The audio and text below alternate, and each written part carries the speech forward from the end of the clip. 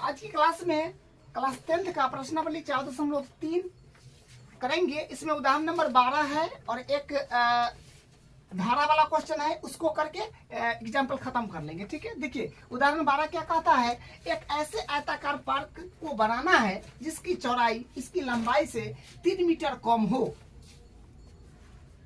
मतलब क्या बोला है कि आयताकार पार्क को बनाना है जिसकी चौड़ाई जो होगा इसकी लंबाई से 3 मीटर कम है। तो देखिए ये चौड़ाई है, ये लंबाई है।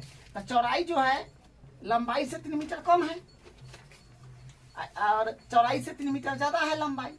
तो इसमें बोला है कि चौड़ाई जो है लंबाई से 3 मीटर कम है। तो सही बात है ना, से कम हो। इसका क्षेत्रफल किसका, मतलब आयताकार पार्क का क्षेत्रफल, इसका क्षेत्रफल पहले से निर्मित समद्विबाहु त्रिभुजाकार पार्क जिसका आधार आयताकार पार्क की चौड़ाई के बराबर तथा ऊंचाई 12 मीटर है। देखिए समद्विबाहु त्रिभुजाकार पार्क एक पहले से निर्मित है, इसका जो आधार है ये आयताकार पार्क के चौड़ाई के बराबर है। तो सही बात है, ये आयत है तो आयत का ही चौड़ाई है, तो ये भी चौड़ाई है आयत का। तो ये x है तो ये भी x से होगा। ठीक है, और ई वाला चौड़ाई पर ही समद्विबाहु त्रिभुजाकार पार्क बना हुआ है। तो एक आधार x है, आयताकार पार्क का चौड़ाई x है, तो त्रिभुज का आधार तो इसी पर है, तो त्रिभुज का आधार भी x से होगा। क्या, तो वो हो गया। और ऊंचाई 12 है, तो ये ऊंचाई 12। देखिए डायग्राम आपको बुक में दे रखा है, से 4 वर्ग मीटर अधिक हो। देखिए आकृति यह है। इस आयताकार पार्क की लंबाई और चौड़ाई ज्ञात कीजिए। अपने को आयताकार पार्क की लंबाई और चौड़ाई ज्ञात करना है। तो सबसे पहले हम लिखेंगे चौड़ाई x है। ठीक है, माना लिख देंगे कि माना चौड़ाई x और ये क्या हो जाएगा लंबाई x + 3। तो ये बात लिखेंगे, यहां से हल हो जाएगा। तो माना आयताकार पार्क की चौड़ाई x मीटर तथा लंबाई x + 3 मीटर है।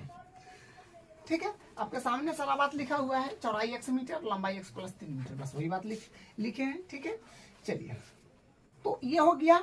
अब देखिए क्षेत्रफल का बात चल रहा है, दोनों में क्षेत्रफल का, आयताकार पार्क का क्षेत्रफल के बारे में बात चल रहा है और त्रिभुजाकार क्षेत्रफल के बारे में बात चल रहा है। तो यहां से लिखेंगे प्रश्नानुसार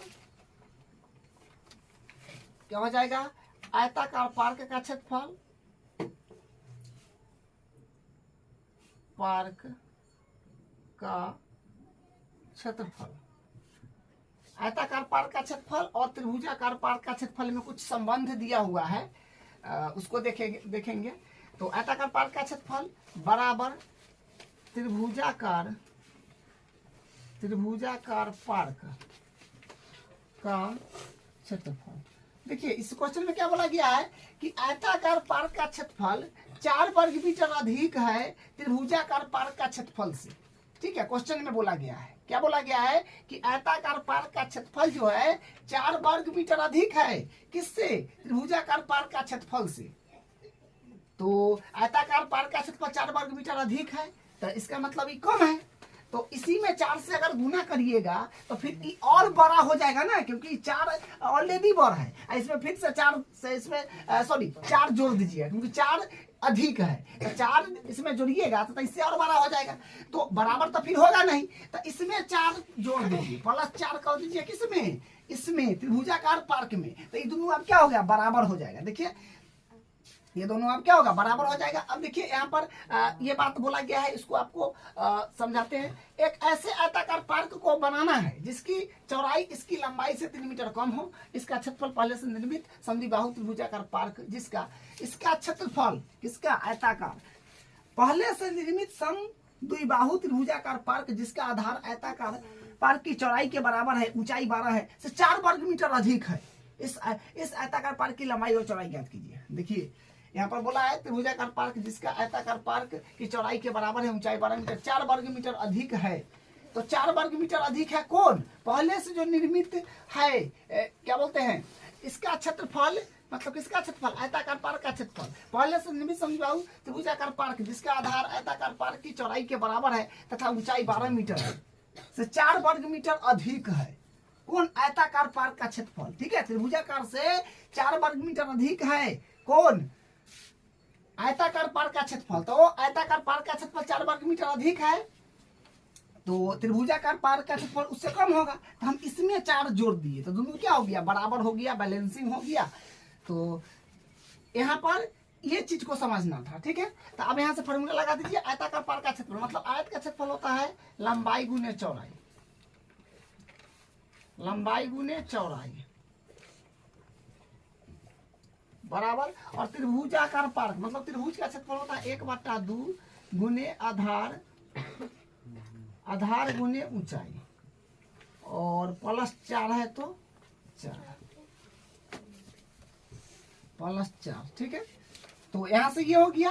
अब देखिए आयताकार पार्क का क्षेत्रफल लंबाई गुने चौड़ाई, मतलब आयत का क्षेत्रफल होता है लंबाई गुने चौड़ाई, तो लंबाई इसका हो गया x + 3 गुने, और चौड़ाई हो गया x बराबर 1/2 गुने आधार, आधार त्रिभुज वाला तो x हो जाएगा गुने, और ऊंचाई जो 12 दिया हुआ है 12 और +4 मतलब 4 प्लस में है तो वो लिखना है, ठीक है। इसे ही काट दीजिए आप, 2 × 12, और यहाँ से फिर क्या बनेगा, यहाँ से बनेगा x, इसको मल्टीप्लाई करा लीजिएगा, x में x तो x² + 3x, और बराबर x में 6 से तो 6x, और प्लस का 4, ठीक है। अब इसको भी इसी तरफ ले लेते हैं दोनों को, तो x² + 3x, प्लस में होने जाएगा माइनस में 6x, और ये प्लस में होने जाएगा माइनस में 4 बराबर 0, ठीक है। तो यहाँ से क्या बनेगा, x² प्लस माइनस का हो जाएगा ना, प्लस का 3x माइनस का 6x, तो माइनस में 3x होगा, और माइनस का 4 बराबर 0। अब अपने पास इक्वेशन जो है ये आ गया है, अब इस इक्वेशन को सिंपल हल करना है, ठीक है। तो देखिए मेन क्या होता है कि इक्वेशन तक पहुंचना, ठीक है। क्वेश्चन ई है, इंपॉर्टेंट क्वेश्चन है और थोड़ा समझने में जोर आता है, इसलिए क्वेश्चन को 2 बार 3 बार बनाइए और इसको भाषा को बार बार पढ़ के समझिए, बस आपको समझ में आ जाएगा। तो देखिए मेन काम होता है इक्वेशन बनाना, तो हम लोग इक्वेशन तक पहुंच गए हैं, अब इसको हल करने की बारी है। तो हल आप जैसे करिए, गुणनखंड विधि से, पूर्ण वर्ग विधि बनाने से, या फिर क्या बोलते हैं द्विघाती सूत्र से, जो आपको लगे अच्छा उससे कर दीजिए। तो हम इसको फैक्टराइज कर देते हैं, ठीक है, क्योंकि फैक्टर सोचना इसका आसान है। जो मध्य पद है अपने पास -3, और यहाँ पर तो कुछ नहीं है, इसको इससे गुना कर रहे हैं तो -4 आ रहा है। तो कहने का मतलब हम 4 में, मतलब इसका तो मध्य पद है अपना -3, -3 को ऐसी 2 संख्या में हम ब्रेक कर रहे हैं जिसको जोड़ने और घटाने पर, जोड़ने और घटाने पर तो -3 आना ही चाहिए, और इसी को गुना करने पर -4 आना चाहिए। फैक्टराइज क्या होता है, गुणनखंड विधि में तो यही ना करते हैं। तो वो देखिए इसको आप इस तरह से कर लीजिए, -4x और प्लस का मतलब -4 और प्लस का 1 कर लीजिए। तो प्लस -4 और प्लस का 1, तो मतलब माइनस प्लस माइनस होता है, तो 4 में से 1 गया तो -3 बनेगा ना।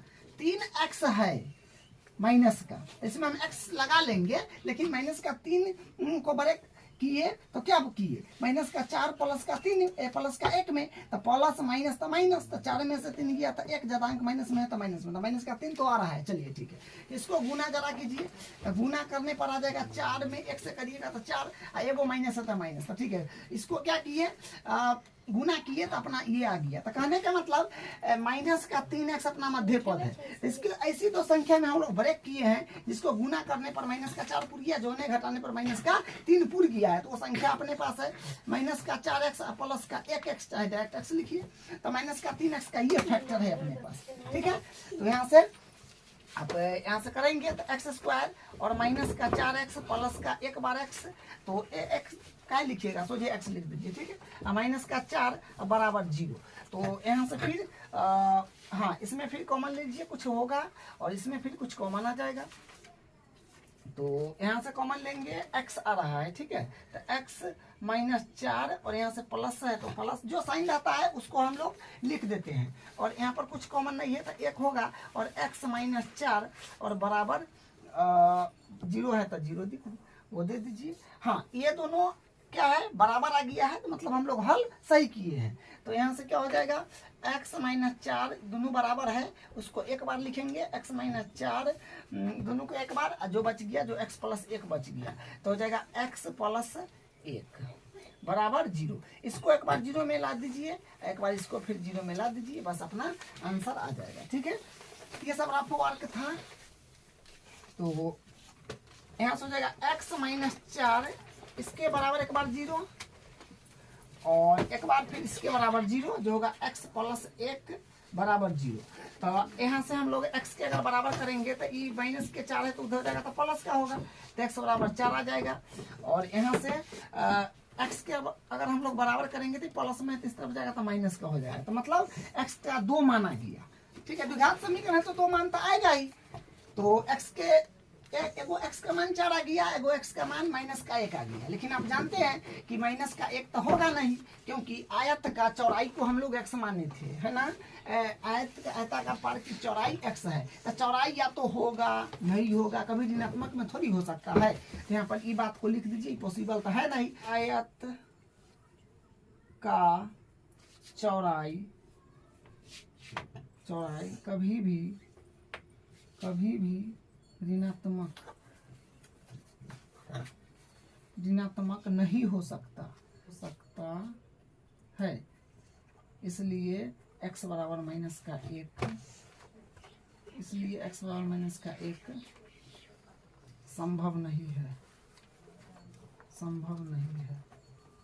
तो x बराबर माइनस का 1 ये थोड़ी होगा, ऋणात्मक है, नहीं होगा। तो ये अपना जो है ये वैलिड हो जाएगा। यहाँ से अपने को क्या बोला था, लंबाई और चौड़ाई ज्ञात कीजिए, तो ज्ञात कर लीजिए। लिखिए अतः लंबाई, तो लंबाई देखिए x लंबाई अपने पास क्या है, लंबाई तो अपने पास ये रहा जो है x प्लस 3। तो x प्लस 3 के हिसाब से क्या आ जाएगा, तो x के मान तो 4 आया है, तो 4 प्लस 3 बराबर 7, यानी 7 मीटर हो गया लंबाई। ठीक है, और चौड़ाई तो चौड़ाई जो होगा, हम लोग x माने थे चौड़ाई को, तो x क्या मानना 4 आया है, तो चौड़ाई हो जाएगा 4 मीटर। ठीक है, 4 मीटर है। तो बस यही इसका आंसर है। ये क्वेश्चन थोड़ा बढ़िया था, इसको एक बार दोबारा करना बनता है। अब उदाहरण नंबर 15 करते हैं। देखिए क्या कहता है, ये भी मोस्ट इंपोर्टेंट क्वेश्चन है।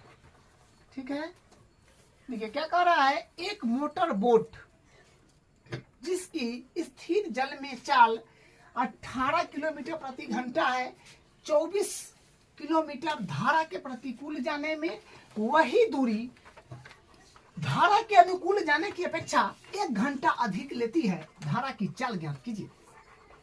देखिए सिचुएशन क्या है कि देखिए आप ये इस प्रकार का 2 क्वेश्चन किए हैं। एक एग्जांपल था नाव और धारा वाला, उसमें भी आप इसका लॉजिक बेहतर ढंग से समझे हैं, और एक ऋतु और एक धारा वाला भी क्वेश्चन था इसी प्रकार का। ठीक है, तो सेम काम इसमें भी करना है, जो वहां पर किए थे वही काम इसमें भी करेंगे, फिगर भी वही बनाएंगे। ठीक है, तो आइए समझते हैं। देखिए पहले हम प्रतिकूल वाला बनाते हैं, क्योंकि धारा के प्रतिकूल है उसके बाद अनुकूल है। तो प्रतिकूल वाला सिचुएशन देखिए क्या होगा, प्रतिकूल और एक होगा अनुकूल। ठीक है, तो अब जानते हैं प्रतिकूल और अनुकूल क्या होता है। डायग्राम पहले बना लेते हैं। ये मान लीजिए धारा है, ठीक है, तो ये धारा है और ये मोटर बोट है, ये मोटर बोट है।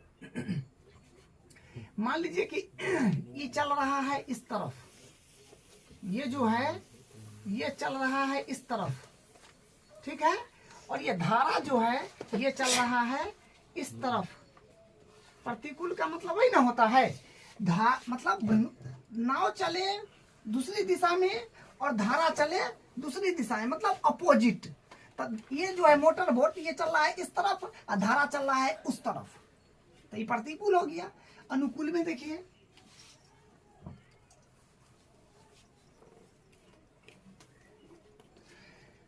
ये आपका मोटर बोट हो जाएगा। तो मोटर बोट जो है ये इस तरफ चल रहा है और ये धारा जो है वो भी इसी तरफ चल रहा है, ठीक है। धारा इसी तरफ चल रहा है, मोटर बोट इसी तरफ चल रहा है। इस सिचुएशन को हम लोग अनुकूल बोलते हैं, मतलब धारा और मोटर उसी दिशा में चल रहा है। प्रतिकूल मोटर बोट इस दिशा में चल रहा है, धारा इस दिशा में चल रहा है, तो ये हो जाएगा आपका प्रतिकूल, ठीक है।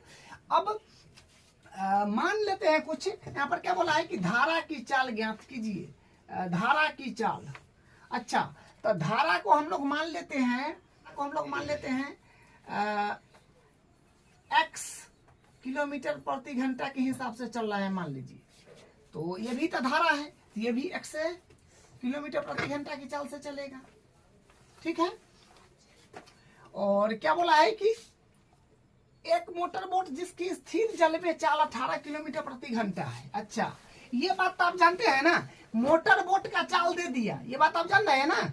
एक मोटर बोट जिसकी स्थिर जल में चाल, यानी मोटर का चाल दे दिया, मोटर बोट का चाल दे दिया। ये कितना है, कैसे चलेगा मोटर बोट? 18 किलोमीटर प्रति घंटा। तो ये हो तो मोटर बोट है, तो ये हो तो उसी चलेगा 18 किलोमीटर प्रति घंटा, समझ गए? तो ये बात लिख दीजिए कि माना, क्योंकि हम लोग धारा का चाल माने हैं ना x किलोमीटर प्रति घंटा, तो लिख दीजिए, ये सब हल में है, ठीक है, ये सब हल में बनाइएगा। तो लिखे माना धारा की चाल x किलोमीटर प्रति घंटा, ठीक है। चलिए अब देखिए, अब बात क्या है कि यहाँ पर तो जानते हैं दूरी समय ये सब का बात चल रहा है, तो फॉर्मूला वही लगाना पड़ेगा जो होता है अपने पास, समय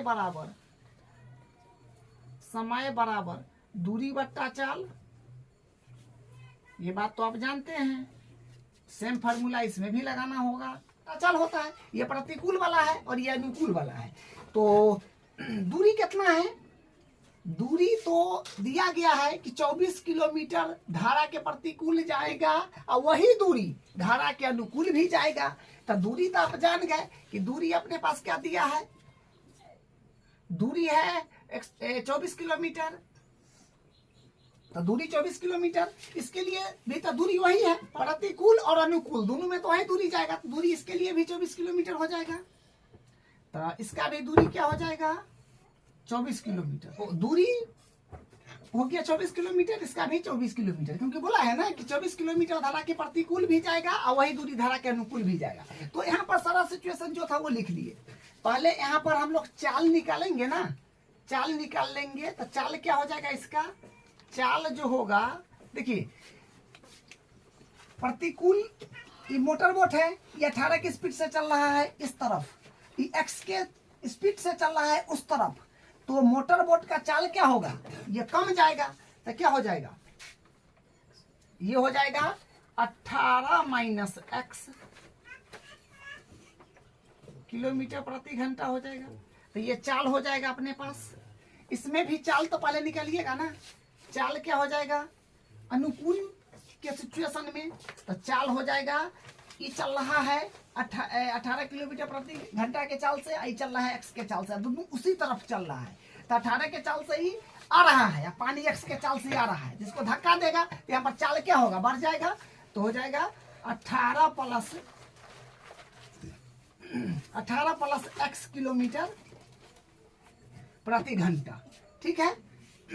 तो यहाँ पर लिख लीजिए ये बात भी कि क्या लिखेंगे कि धारा के प्रतिकूल मोटर बोट का चाल और धारा के अनुकूल मोटर बोट का चाल, ठीक है।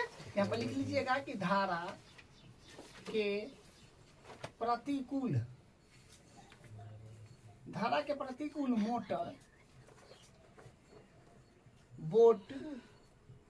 मोटर बोट का चाल 18 माइनस x किलोमीटर प्रति घंटा, ठीक है। तो धारा के प्रतिकूल मोटर बोट का चाल क्या हो जाएगा, 18 माइनस x किलोमीटर प्रति घंटा, तथा धारा के अनुकूल मोटर बोट की चाल, तो ये हो जाएगा 18 plus x, 18 plus x kilometre प्रति घंटा। ठीक है, तो ये बात लिख दिए। अब देखिए, अब ये फॉर्मूला लगाइए, समय बराबर होता है दूरी बटा चाल। तो समय अपने पास समय में संबंध दिया है, ये बात थोड़ा ध्यान दीजिएगा, समय में सब जो है संबंध दिया है। तो दूरी मालूम है ना जी, दूरी है दोनों के समय 24 है, तो 24 बट्टा चाल जान रहे हैं 18 माइनस एक्स के चाल से चलेगा। और मान लीजिए समय इसके लिए मान लेते हैं T1। ठीक है, इसको मान लीजिए इक्वेशन नंबर 1। इसमें फिर रख लीजिए, फिर अब फॉर्मूला पर फिर यहाँ पर बैठा लेंगे, समय बराबर दूरी बट्टा चाल। दूरी तो जानते हैं 24 किलोमीटर, इसके लिए भी है, तो 24 बट्टा चाल ही चल रहा है एक्स प्लस 18 प्लस एक्स के हिसाब से, तो 18 प्लस एक्स। तो इसमें मान लीजिए कि समय लग रहा है T2। ठीक है, तो इसके लिए हो गया T2। इसमें मान लीजिए कि समय लग रहा है T1, इसमें मान लीजिए समय लग रहा है T2। ठीक है, इसको मान लीजिए इक्वेशन नंबर 2। अब देखिए प्रश्न अनुसार, अब सारा काम प्रश्न से होगा, तो यहाँ लिखेंगे प्रश्नानुसार, प्रश्नानुसार या प्रश्न से इसका समय और इसका समय में रिलेशन क्या दिया है। से देखिए T1 बराबर कब होगा T2 के। देखिए यहाँ पर एक मोटर बोट जिसकी स्थिर जल में चाल 18 किलोमीटर प्रति घंटा है, 24 किलोमीटर धारा के प्रतिकूल जाने में, वही दूरी धारा के अनुकूल जाने की अपेक्षा 1 घंटा अधिक लगता है। क्या समझे, अनुकूल जाने की अपेक्षा 1 घंटा अधिक लगता है। प्रतिकूल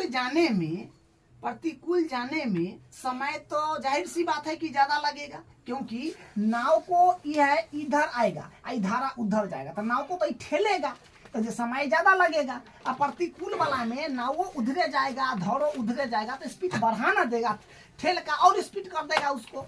तो इसमें समय जाहिर सी बात है कि ज्यादा लगेगा, इसमें कम लगेगा। तो वही बात बोला है कि धारा के प्रतिकूल जाने में वही दूरी धारा के अनुकूल जाने की अपेक्षा 1 घंटा अधिक लगता है। अनुकूल जाने की अपेक्षा 1 घंटा अधिक लगता है, तो अनुकूल जाने की अपेक्षा 1 घंटा अधिक तो उसमें लगबे ना करेगा ये में क्या। तो अनुकूल जाने की अपेक्षा इसमें क्या होता है, 1 घंटा अधिक लगता है, किसमें, प्रतिकूल में।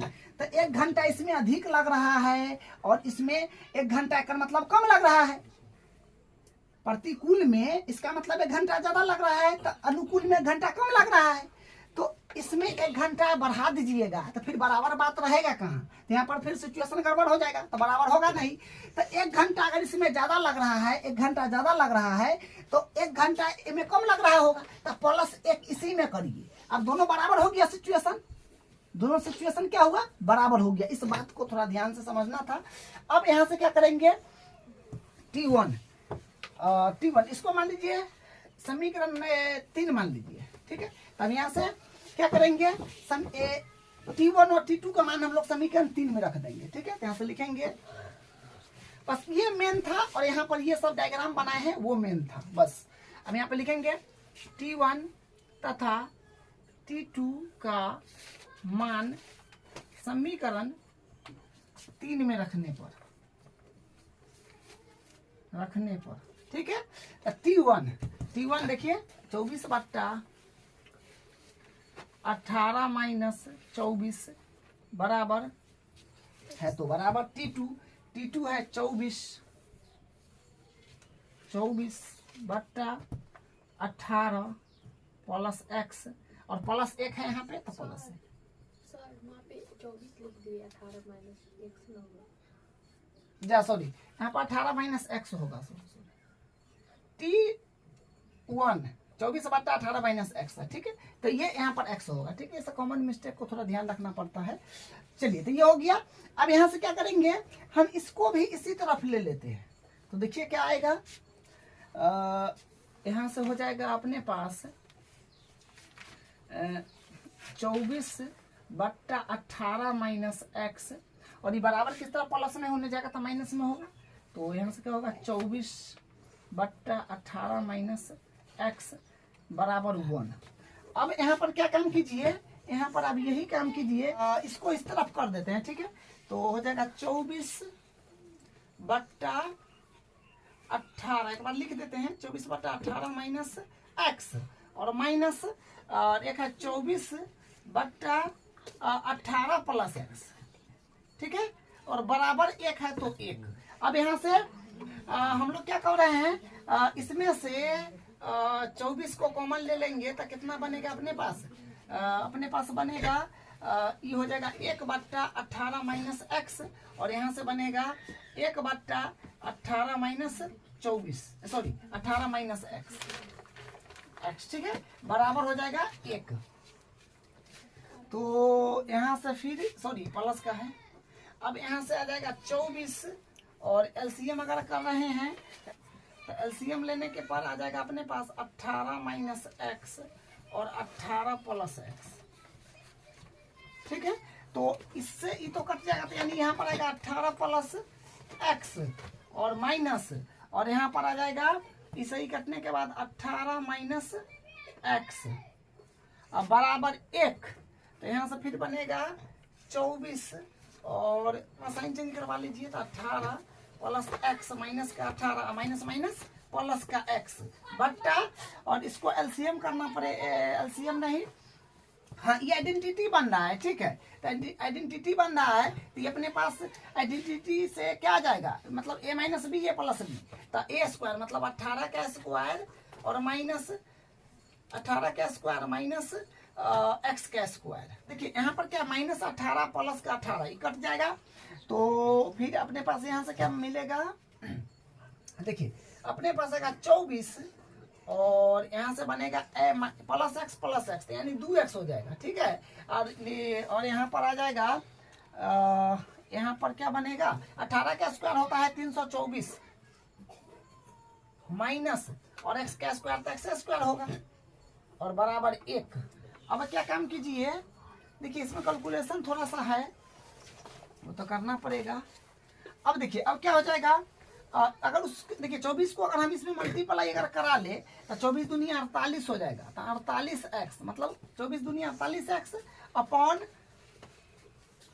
नीचे जो है अपने पास 324 माइनस एक्स स्क्वायर बराबर एक। अब क्रॉस मल्टीप्लाई हम लोग करा लेते हैं, ठीक है, तो क्रॉस मल्टीप्लाई अगर हम लोग करा लेंगे तो इसमें इससे पहले करा लेते हैं क्योंकि ज़्यादा बड़ा वाला है, तो अपना इस साइड रह जाएगा तो ठीक रहेगा, इधर उधर करना नहीं पड़ेगा।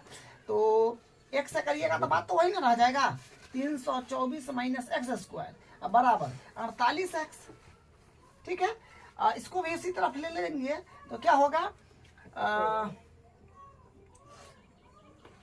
तो इधर बन जाएगा, या फिर इसको इस तरफ ले लीजिए, ठीक है, इसी को इस तरफ ले लीजिए क्योंकि माइनस में इधर आने के बाद प्लस में हो जाएगा, तो हो जाएगा इस तरफ इसको लीजिएगा तो माइनस में है तो एक्स स्क्वायर प्लस में हो जाएगा। सिस्टमेटिकली करते जा रहे हैं, और ये तो एडिटिज जो है बराबर की इधर 48x था वो एडिटिज और ये माइनस में 324, ठीक है। तो ये अपना इक्वेशन बन गया, बराबर 0 कर लीजिए बस। अब इसको जो विधि से आपको अच्छा लगता है हल करिए, बस यहाँ से हल करिएगा आपका आंसर आ जाएगा। ये हम इसको द्विघातीय सूत्र से कर देते हैं, द्विघातीय सूत्र से करने के लिए हमें यहाँ पर सूत्र लगाते हैं, ठीक है, यहाँ पर लगाते हैं। सूत्र होता है अपने पास